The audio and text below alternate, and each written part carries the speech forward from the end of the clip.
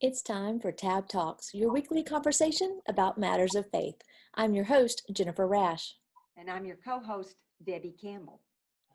We are talking about associational missions. In fact, we've been hearing that associational missions, the ministry side, may have had a recent refreshing or renewed purpose during this 2020 global pandemic, and they're finding new ways to do ministry. So we have brought with us today Craig Carlisle, Director of Missions for Etowah Baptist Association, and Pastor Jarman Leatherwood, who is the new Congregational Wellness strategist and catalyst. Woo! Did I get that right? That's it. All right. Well, thanks for joining us. Well, we're delighted to be here, Jennifer. Okay, so Etowah Association is in the northeast part of Alabama, and you're traditional Baptist association with churches. So Craig, give us just a quick bio on the association itself. Association's been around, we just had our 137th annual meeting. So we've been around for a while. We consist of 81 churches. Etowah County is the smallest geographic county in the state. So we have less land space, but I think we're about the fourth or fifth largest association in the state of Alabama based on the number of churches. Wow. And so we're larger than places like Madison County, Montgomery, and some of the other metro areas. We actually have more churches. And so that's who Etowah County is. I've been the director of missions for November 1st to mark 3 years. And so we're just doing our best to try to make a difference in Etowah County with the gospel and strengthen our churches. Wow. And you said 81 churches in that small county, right? Yes. Goodness. Yes. All right. So Pastor Jarman, you've been in this role just a few weeks now. It's October 5th. Was that your start date? Yes, ma'am. That's it. All right. And I understand it's a part-time role because you're continuing as pastor. Tell us a little bit about your pastor role and then how you're going to kind of weave into this second position. Yeah, so for sure. So first, I want to thank you guys for having us on. Jennifer and Debbie, I thank both of you. I'll say that I'm grateful to God for Brother Craig and just his vision. I just want to highlight that. God has really blessed me to not only have his prayer support, as I've said many times, he's a hero in my book. As a pastor, so you're kind of on the front lines. And so you know what it's like. You know what it means to shepherd people, to just really walk alongside those people who are hurting. And so, there is a sense of a personal burden to just really love the people who God has called you to.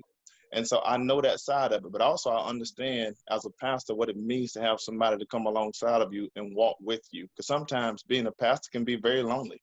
I think we all can admit that it can be a painful journey sometimes as a pastor, and just knowing that you have somebody to be there with you, to walk with you, to support you through the ups and downs, it makes a big difference. You look at the ministry of Jesus. There were times when, he had 3 people with him. There are times when he had 12, but there are other times when it seems that everybody ran off and left him, so much so that in John 6, he says, do you want to leave too? And so, but there was a few people who were committed to walk with him in the journey, even all the way to the cross. There wasn't many. And so when you think about the role that Brother Craig has rolled out, that God has just really given him a vision to bring to Etowah County, and how I fit into that role, you talk about somebody who share a similar burden as a pastor. You talk about somebody that knows the highs and the lows, the successes and the valley. And so now COVID-19 has really brought about a different reality for all of us. What better time to roll out something of this magnitude? So one of my favorite movies growing up was Rocky Balboa. It really was. I'm just a sucker for the underdog. I love it. But if you watch Rocky, one of the things that always fascinates me about him is that this guy take a licking and keep on ticking. Right. Every time Rocky would be bloody, he'll be beaten. You think that he's lost, the crowd get the cheering, and then out of nowhere, Rocky emerges back to the top as victor. Well, when you think about what's happening right now in Etowah County, a lot of churches have taken a licking. It's true. A lot of us are trying to figure out what's next. And it seems that for all practical purposes, some of them are teetering on the verge of dying. And so now when you look at the analogy that I gave of Rocky Balboa, sometimes you just need somebody to come alongside of you and cheer. You need a good coach. You need somebody to encourage you and pour into you. You The need, Q, Eye of the Tiger, right? right, Q. that's right. You need somebody with different perspective. You need somebody with different perspective, somebody who sees something in you that you may not see in yourself. You need somebody to cheer you on, and you need somebody to be in your corner. Well, this is what we're seeking to do down in Etowah, to restore the health of many of our churches that just need somebody to come along and say, hey, here's some of the things that we're seeing. Here's some ways that we can help you. Here's some teams that we're trying to put together and roll out to assist you in order to get back to a healthy place, so that, like Rocky, we can stand up and cheer you on and celebrate what God is doing through you as you advance the kingdom. Well, that's great. Craig, how did you come about to develop this vision? I mean, how did it start out? Okay. When I came here, we did a complete overhaul of our organization internally in several different ways. But one of the ways that we addressed was our staffing. We were staffed for an old model of associational work. Times have changed, and that dictated change. So what I did was I looked at different associations and their models and seeing how associations who had come toward the 21st century of associational work, how they were doing things. And so knowing the needs of Etowah County, the way that we addressed them was through compassion ministries, which we have made a hire for that to minister to the needs of our community and in so many different ways, but also the churches, knowing, having been here for almost 3 years, watching the churches, visiting the churches, talking to the pastors, and trying to understand the need, and having been an Etowah Baptist pastor previously myself, I kind of had an understanding of where we were. And so I knew that I could not do this by myself. And so we began to search internally in Etowah County for a possible minister for this position. And we're not having a lot of success with having somebody that had some level of expertise already in the area of revitalization and church planting. Look, Jarman and I had met through Lamar Duke actually about 4 years ago. Lamar, when he would have a new class of planters to train, Lamar called on me to be their prayer partner. And so Lamar would send me the list of the candidates, and Jarman was on that list about 4 years ago. And so that's how I met Jarman, was through a text message. Just told him who I was. Lamar had given me his name, and I wanted to pray for him. And so we started praying together. I have a large prayer calendar. I pray for about 600 ministers a month through my prayer calendar. And Jarman is on day number 6 of every 6 of the month. Jarman would get a text from me wanting to know how I could pray for him. And so that's how we met. And then 3 years ago, we met at the convention in Huntsville. He was at the booth, and he and I had never met in person. And so I just went in and I said, "You're Jarman Leatherwood." And so I introduced myself, and that's how we met. And Jarman has been down to speak at our pastors' conference and minister to our pastors in other ways. But Jarman and I just made a connection. I shared with him my heart and vision then, not knowing that this would be the result. This was not the goal. But I shared with him my heart and my concern for our area and our churches. And so a few months ago, the Lord just laid on my heart to talk to Jarman about the possibility of being our congregational wellness strategist. And I'm going to be honest, I saw what Chris Crane did in Birmingham with Mark Clifton.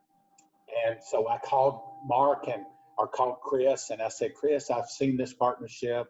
I said, "How's it gone?" And knowing that for Chris, it had been all virtual because Mark had not been able to come to the state during the virus. And so he said, "Craig, it's one of the best things we've ever done, the connection and everything." And Chris encouraged me. He said, "If you can do it," he said, "I would encourage you to do it." And so I just called Jarman up, and I knew I wasn't going to get him out of Huntsville on a permanent basis. So I didn't really go there with him, but I just shared with him again my heart.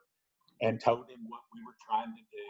And I said, would you consider doing something part-time with us, maybe 3 days a week? Come down and help me to do some assessing of our churches. And Jarman talked to his wife. That was the only conversation I think he had. And when his wife signed off on it, he called me back and said, let's do it. And so I began the hiring process for bringing him here.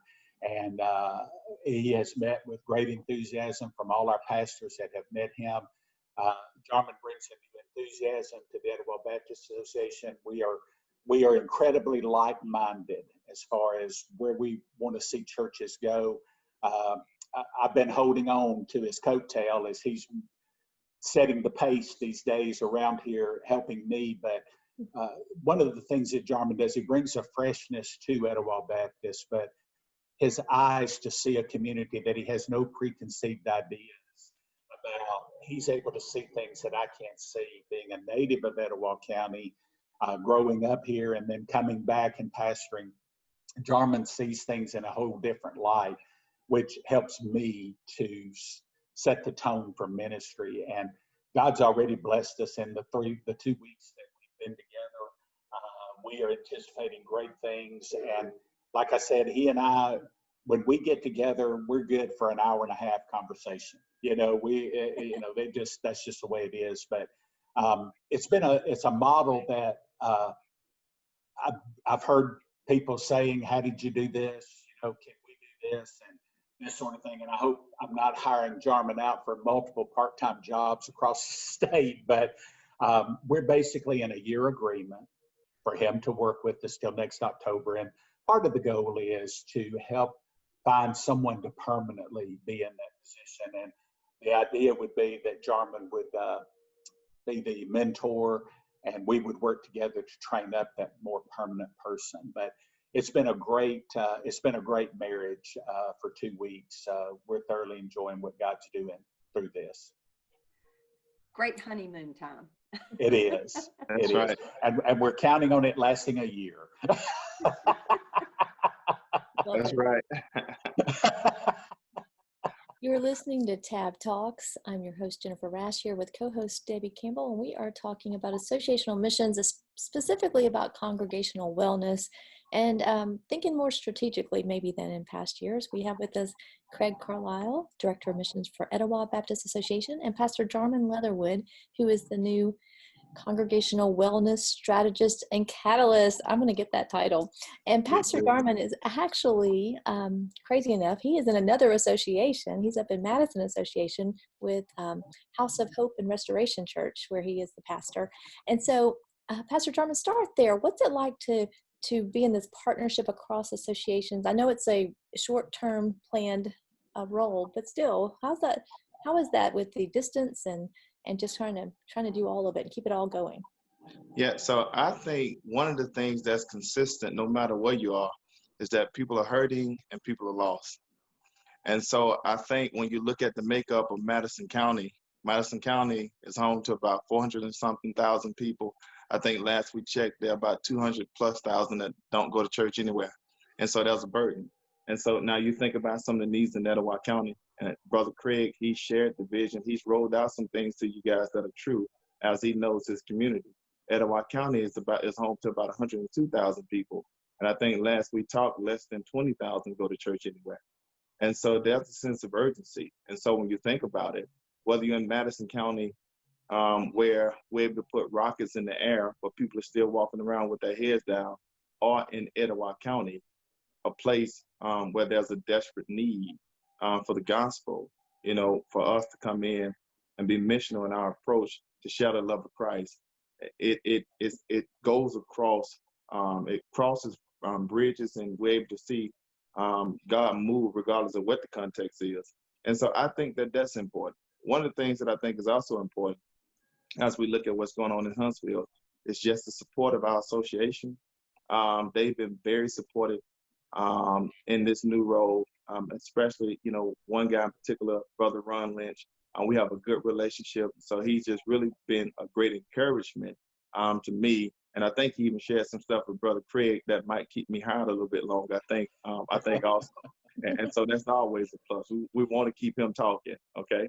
And so that's always a good thing. But then just to have the support of our church, I think for them to be able to sit back and watch God move in the way that he has, it's encouraging to our church as well, because a win for me or a win for the kingdom, they see it as a win for House of Hope.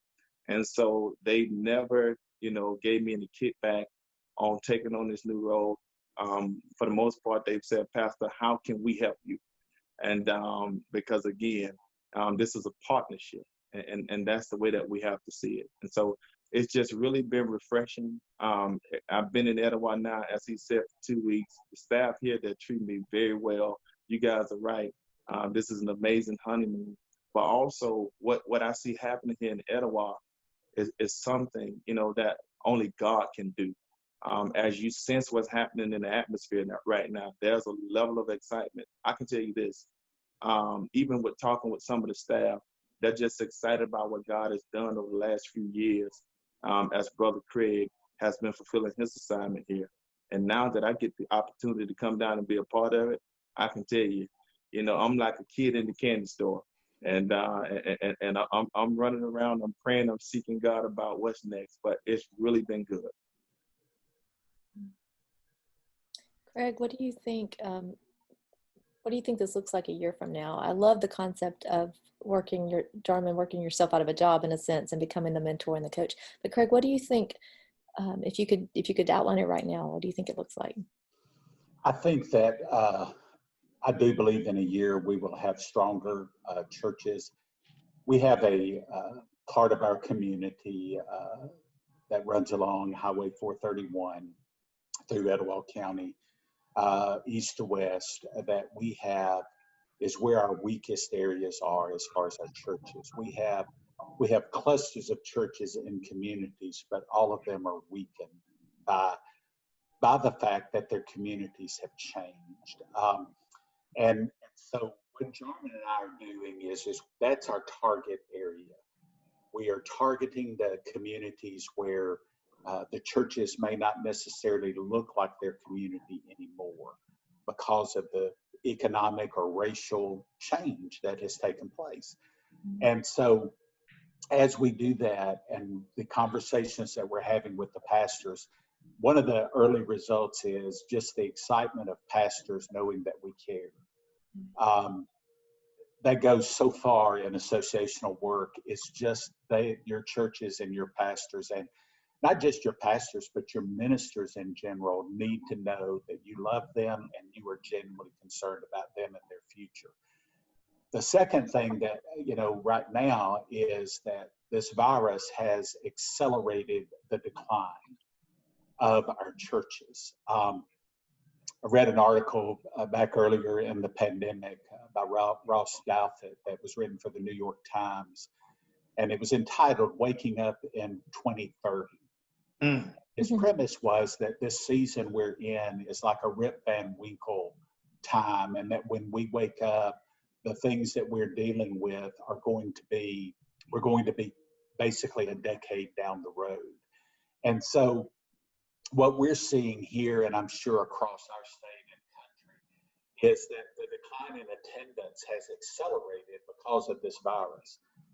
The return to churches, even though they have opened back up, is only at about a 50 or 60% rate.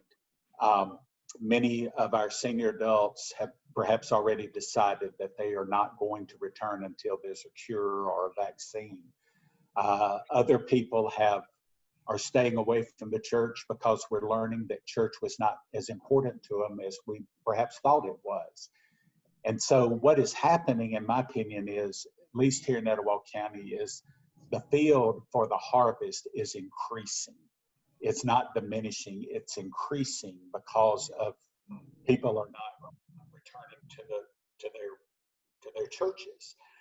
And so what I see happening is, Jennifer, in the next year, our prayer is that we will see churches that are in the same community that are struggling come together and perhaps become one congregation. Our dream also includes some of our healthier churches going on mission across the county.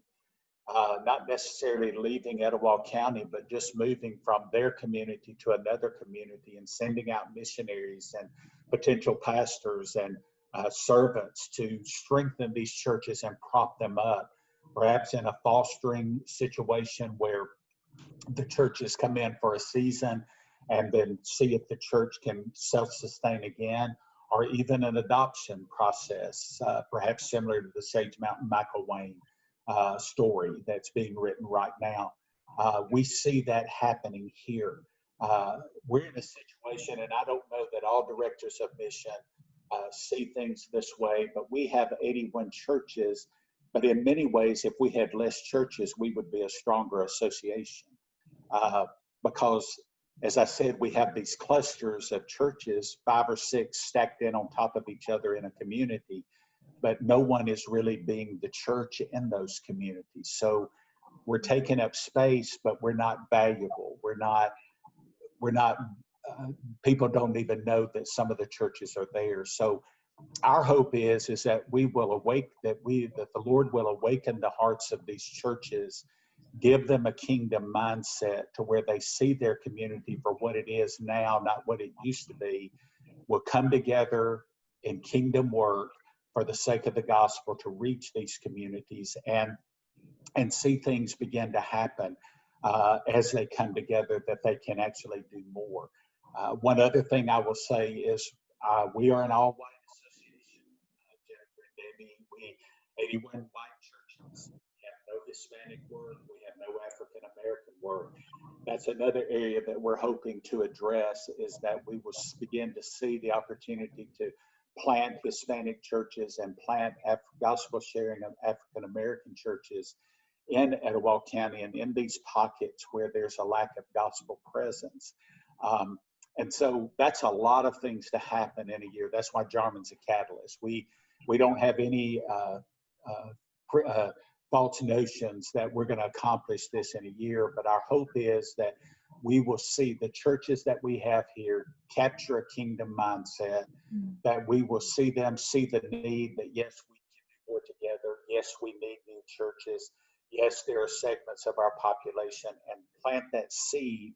And then as we replace Jarman with a permanent staff member, that seed will begin to grow roots and then begin to spread across Etowah County. That's what we want to see happen. And that's our prayer and our goal. Well, that sounds really great. And as you were talking, I'm thinking, this is all over our state. And Sure. churches with changing communities all around them. So, Jarman, I know you've only been doing this just a few short weeks, but that's a concern and a question I'd like to ask is, what are some specific ways that you are able to reach out, even now, to some of these dying churches that have, changing communities? How are you helping them see outside the box, so to speak? Yeah, so for sure, I think sometimes it's just making them aware. I think Brother Craig hit home, when he talked about some of the numbers. Sometimes when you live in a bubble, it's hard to see outside of it. And so the ship could be sinking, but you don't think it is, right? But it could be going down the whole time. And so maybe the person who's on the outside can say, hey, brother, do you know that water is getting in your boat? And so I think it's just really sitting down, having the conversation. And when you look at some of the things that are happening in some of the communities in Etowah, when you can have 17,000 people within a 2-mile radius of some of our churches, but over the years, the numbers have been steadily declining. And so that's a real issue. And so you think these are sons and daughters, these are grandmothers, these are mothers. And so there must be a sense of urgency. And so it's sitting down, having the conversation, basically saying, how can we pray for you and how can we assist you? Like, the thought is what's going to happen to this community if we don't begin to engage them with the gospel? What's going to happen to this community if we don't begin to do ministry, like to minister to these students, to the parents, to the fathers, etc. Last Sunday, this past Sunday, I preached a message that Jesus shared with the lawyer who came to trip him up, the story of the Good Samaritan. And we talked about the idea that there was a man bleeding in the street. Well, in the text, he talks about the man laying there bleeding, how thieves rolled up on him and left him half dead.